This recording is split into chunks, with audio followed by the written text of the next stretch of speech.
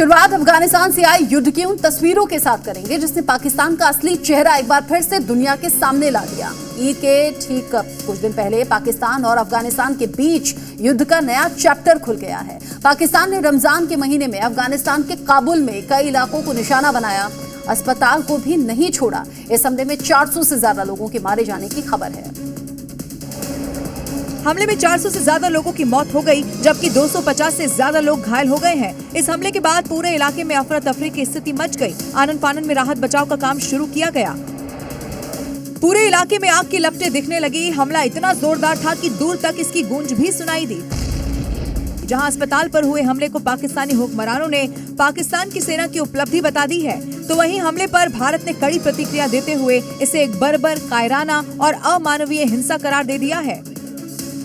हमले की वजह से अफगानिस्तान के लोगों और वहां के क्रिकेटर में भी काफी गुस्सा है। क्रिकेटरों ने इसे मानवता का उल्लंघन बताया। कहा, आम लोगों को निशाना बनाकर पाकिस्तान ने युद्ध अपराध किया है।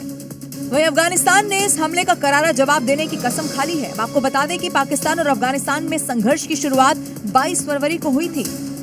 पाकिस्तान का दावा है कि सीमावर्ती इलाकों में टीटीपी के ठिकानों पर कार्रवाई में कम से कम 80 लड़ाके मारे गए। वहीं पाकिस्तान की कार्रवाई पर पलटवार लगातार जारी है। रमजान के महीने में मुनीर की सेना की इस नापाक हरकत के बाद पाकिस्तान का हिसाब होना तय है, लेकिन पाकिस्तान अफगानिस्तान पर आतंकियों को पालने का आरोप लगाता रहा है और यही आरोप लगातार पिछले 6 महीने में वो अफगानिस्तान पर 3 बार एयर स्ट्राइक कर चुका है। पाकिस्तान ने पिछले 6 महीने में पहली स्ट्राइक अक्टूबर 2025 में काबुल कोस्ट, जलालाबाद और पक्तिका में एयर स्ट्राइक की थी, जिसके बाद फरवरी 2026 में लगातार 2 दिनों तक बम बरसाए थे, जिसमें कई लोगों की मौत हुई थी। और अब 16-17 मार्च की रात को काबुल में एक नशा मुक्ति केंद्र पर हमला किया गया। जंग के बीच पाकिस्तान और अफगानिस्तान के हालात तनावपूर्ण होते जा रहे हैं। पिछले कई दिनों से दोनों देशों में एक दूसरे पर लगातार हमले की जानकारी सामने आ रही है, जिसकी वजह से कई लोगों को अपने घरों को छोड़कर जाना पड़ा। पाकिस्तान लगातार आरोप लगा रहा है कि 2021 में तालिबान में सत्ता में आने के बाद टीटीपी को अफगानिस्तान में खुली छूट दी है और वो आतंकियों को सुरक्षित पनाह देता है और वो हमले आतंकियों के ठिकाने पर हुए हैं। लेकिन तालिबान इन आरोपों से इनकार करता आया है और कहता रहा है कि अफगानिस्तान की जमीन किसी के खिलाफ इस्तेमाल नहीं हो रही है। पाकिस्तान के अफगानिस्तान पर किए गए हमले में 400 मौत, 250 से ज्यादा लोगों के घायल होने की खबर है, जिसके बाद अब तालिबान ने मुनीर एंड आर्मी समेत पूरे पाकिस्तान के खात्मे वाली कसम खा ली है और ये साफ कर दिया है कि अब बातचीत का वक्त खत्म हो चुका है। यानी आज रात पाकिस्तान के लिए कयामत की रात होने वाली है, क्योंकि पिछली बार जब पाकिस्तान ने एयर स्ट्राइक की थी, उसके बाद तालिबान ने पाकिस्तान के अलग अलग जगहों पर जमकर बारूद बरसाया था और अब जब पाकिस्तान ने सारी हदें पार की है, तो ऐसे में मुनीर एंड आर्मी का खात्मा होने की शुरुआत हो सकती है, क्योंकि तालिबान के प्रवक्ता ने साफ किया है कि हम टॉक नहीं बल्कि अटैक करेंगे। काबुल में कुछ ठिकानों पर पाकिस्तानी सेना ने हमले किए हैं और इन हमलों के बाद इस्लामाबाद के साथ साथ कूटनीति और बातचीत का समय अब समाप्त हो गया है।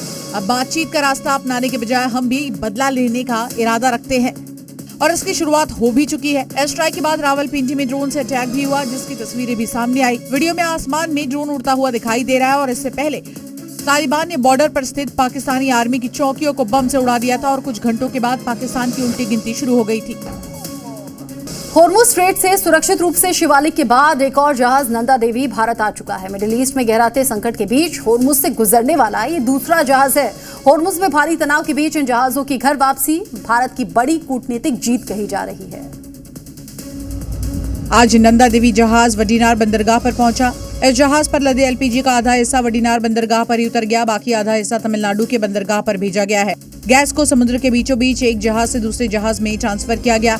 ये जहाज 1 मार्च को कतर के पास रास लाफान से गैस लेकर रवाना हुआ था और मुझ संकट की वजह से इसे भारत पहुंचाने में थोड़ी दिक्कत हुई। 2 हफ्ते का सफर तय करके ये भारत पहुंचा।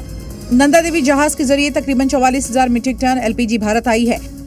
शिवालिक और नंदा देवी पर तकरीबन 92,700 मीट्रिक टन एलपीजी भारत ला चुके हैं और दोनों जहाज सरकारी स्वामित्व वाली शिपिंग कॉर्पोरेशन ऑफ इंडिया के हैं। ईरान के साथ बातचीत के बाद जिस जहाज को सबसे पहले होर्मुज से सुरक्षित गुजरने की अनुमति मिली थी, वो एलपीजी टैंकर शिवालिक है। इसके बाद एलपीजी टैंकर नंदा देवी भी उसी रास्ते बाकायदा आधिकारिक अनुमति से निकलकर बेधड़क लहराते हुए तिरंगे के साथ भारत आया। तीसरा तेल टैंकर जगलाड़की है, जिसे ओमान की खाड़ी से गुजरते हुए हर तरह के खतरे के बीच भारत की ओर बढ़ने का दम दिखाया है। अंतर्राष्ट्रीय समुद्री जल मार्ग में आने के बाद इन भारतीय जहाजों को भारतीय नौसेना के युद्धपोत एस्कॉर्ट करके भारत ला रहे हैं।